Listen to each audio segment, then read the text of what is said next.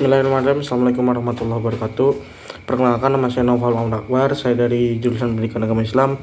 Di sini saya akan membuat video tugas ujian akhir semester pada mata kuliah Filsafat Islam. Di sini ada 5 soal. Yang pertama itu teori emanasi, mengenalkan kita pada hubungan alam dengan pencipta. Filsafat Barat kebanyakan berpendapat bahwa munculnya alam pancaran bukan karena penciptaan. Di sini saya akan menjelaskan bahwasanya teori emanasi adalah teori yang dikeluarkan oleh filsuf Timur, yaitu Al-Kindi, yang berpendapat bahwasanya alam itu tercipta oleh satu pencipta, yaitu Tuhan Yang Maha Esa. Maka Tuhan itu tunggal, maka tidak ada lagi yang bisa menciptakan alam selain Allah Subhanahu wa taala. Lalu menurut para filosof barat, bahwasanya hadirnya alam semesta ini bukan hanya karena adanya Tuhan, melainkan karena terjadi secara tidak langsung gitu ta. Maka filsafat itu hadir, alam itu hadir menurut para filsuf barat hanya karena sendirinya. Ada satu filosof barat, yaitu yang bernama Galileo Galilei, yang berpendapat bahwasanya alam dan manusia itu tercipta dari saripati air, karena tanah itu mengandung air walaupun sedikit gitu ta. Untuk soal yang kedua itu hakikat jiwa menurut Ibnu Sina dan juga Mualla Sadra. Nah, menurut Ibnu Sina, jiwa adalah substansi yang berkaitan dengan akal atau pemikiran, dan ia percaya bahwa jiwa itu terpisah dari tubuh. Jiwa menurutnya memiliki kemampuan untuk menyadari dirinya sendiri dan mengetahui realitas melalui akal. Sementara itu, menurut Mualla Sadra, seorang filsuf Muslim dari Iran, mengembangkan konsep tentang al-ihsan al-kamil, manusia yang sempurna, yang berfokus pada konsep bahwa jiwa dan tubuh tidak dapat dipisahkan sepenuhnya. Baginya, jiwa bukanlah substansi terpisah, melainkan merupakan bagian yang terintegrasi dengan realitas secara keseluruhan. Perbedaan utama dari keduanya adalah konsepsi tentang hubungan antara jiwa dan realitas serta tentang apakah jiwa terpisah atau terintegritas dengan tubuh dan realitas secara menyeluruh. Lalu yang kedua, untuk soal yang ketiga itu tentang menjelaskan filsafat akhlak Ibnu Mistawai dan Ikhwanus Sofa, yang serta implikasinya terhadap pendidikan akhlak. Menurut Ibnu Miskawai, seorang filsuf Persia, menekankan konsep moralitas yang berkaitan erat dengan konsep kebahagiaan dan kesempurnaan. Dia percaya bahwa moralitas yang baik adalah kunci menuju kebahagiaan sejati.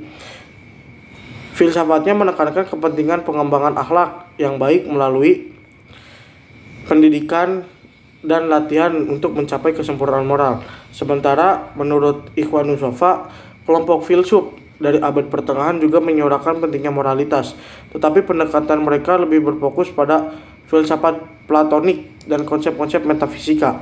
Mereka percaya bahwa dengan memahami hierarki dan struktur alam semesta, seseorang dapat mencapai kesempurnaan moral. Kedua, pendekatan ini memberikan implikasi atau penyamaan yang kuat terhadap pendidikan akhlak. Mereka menekankan perlunya pendidikan yang tidak hanya fokus pada pengetahuan, tetapi juga pada pembentukan karakter moral yang kuat. Hal ini melibatkan pembelajaran, latihan, dan pemahaman yang mendalam tentang nilai-nilai moral untuk mencapai kebahagiaan sejati.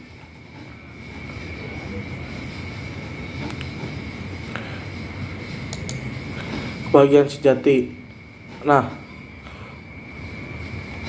lalu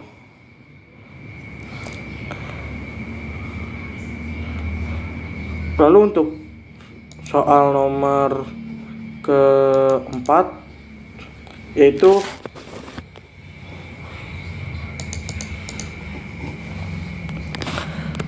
hubungan akhlak ilmu tauhid menurut Imam Al-Ghazali.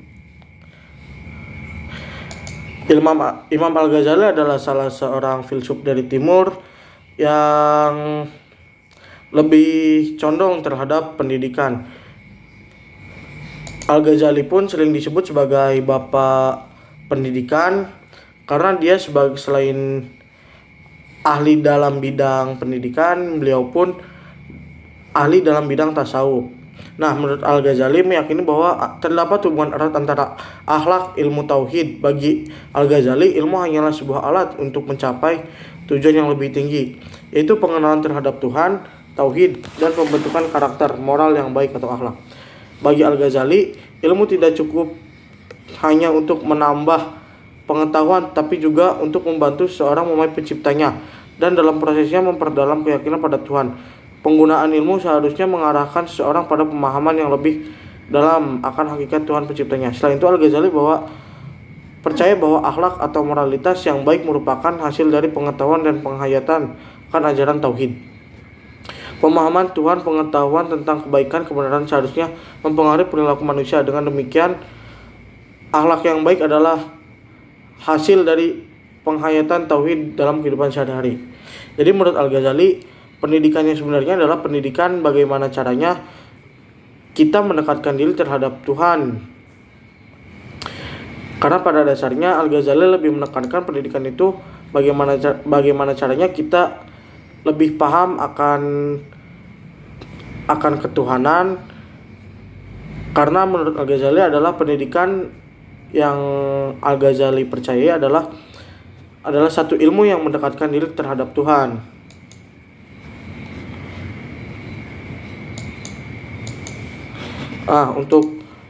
Untuk soal yang terakhir yaitu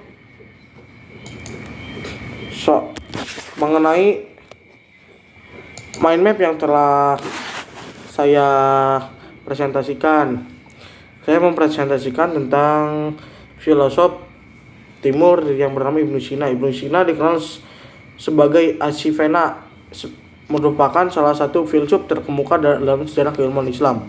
Dia terkenal karyanya yang luas dalam berbagai bidang, termasuk filsafat, ilmu kedokteran, matematika, dan metafisika. Salah satu karya yang terkenal dari Ibnu Sina adalah Kitab Asy-Syifa dan Kitab Al-Najat. Dalam karya-karyanya, Ibnu Sina mengembangkan filosofi Neoplatonis yang memadukan pemikiran Aristoteles dengan konsep-konsep dari filsafat Yunani kuno seperti Plato, Plotinus. Pemikirannya mengenai metafisika meliputi konsep eksistensi, substansi, dan Tuhan. Ibnu Sina meyakini bahwa Tuhan adalah sumber eksistensi yang paling tinggi dan segala hal yang berasal darinya dan segala sesuatu berasal darinya. Maksudnya apapun yang ada di dalam dunia ini menurut Ibnu Sina semuanya berasal dari Tuhan, yaitu Allah Subhanahu wa Ta'ala. Dia juga memandang bahwa jiwa adalah substansi yang terpisah dari tubuh dan memiliki kemampuan rasional yang kemungkinannya untuk mencapai pengetahuan tentang hal-hal yang abstrak. Selain itu, Ibnu Sina juga mengembangkan sistem filsafatnya sendiri yang dikenal sebagai hikmah filsafat. Dia meyakini bahwa filsafat dan agama sejalan, bahwa pengetahuan rasional dapat membantu seseorang untuk memahami prinsip-prinsip agama yang lebih dalam. Pemikiran Ibnu Sina telah memberikan kontribusi besar terhadap pengembangan filsafat, kedokteran, dan ilmu pengetahuan secara umum, serta mempengaruhi perkembangan ilmu di dunia Islam dan Eropa. Pemikiran-pemikiran Ibnu Sina dipengaruhi juga oleh para pemikir dari Barat, salah satunya itu Aristoteles. Karena Ibnu Sina sempat satu pemikiran dengan Aristoteles perihal konsep-konsep filsafat yang ada di Yunani kuno itu. Mungkin cukup sekian video kali ini, kurang lebihnya mohon maaf. Wassalamualaikum warahmatullahi wabarakatuh.